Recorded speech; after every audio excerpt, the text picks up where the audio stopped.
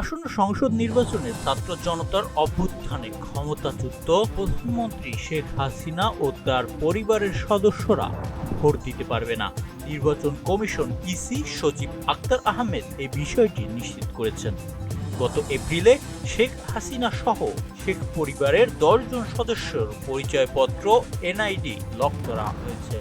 নির্বাচন কমিশনের অধীনে জাতীয় পরিচয় নিবন্ধন অনুবিভাগ তাদের এনআইডি লক করেছে, যার কারণে প্রবাসে বসে ভোট দিতে পারবেন না। ইসি সচিব বলেন, যাদের এনআইডি লক আছে তারা কেউ প্রবাসে বসে ভোট দিতে পারবে না।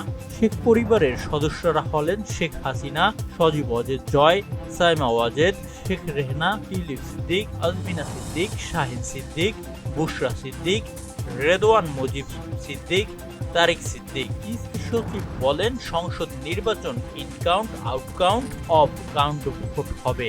যারা প্রবাসে আছে তারা অনলাইনে নিবন্ধন করবেন। এই সিস্টেম ডেভেলপ করা হচ্ছে। শেখ হাসিনা ভোট দিতে পারবে কিনা এই বিষয়ে জানতে চাইলে তিনি বলেন, ওনার তো এনআইডি লক আছে। যাদের এনআইডি লক আছে তারা কেউ ভোট দিতে পারবে না।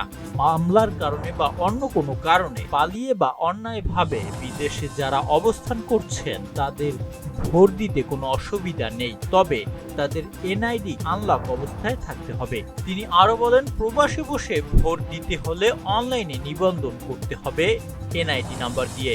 এক্ষেত্রে পাসপোর্ট নয়, এনআইডি বাধ্যতামূলক হবে। তাই যার এনআইডি লক থাকবে তিনি কি করে অনলাইনে নিবন্ধন করবেন? তিনি তো তা পারবেন না। যারা এনআইডি দিয়ে নিবন্ধন করবেন কেবল তারাই ভোট দেওয়ার সুযোগ পাবেন।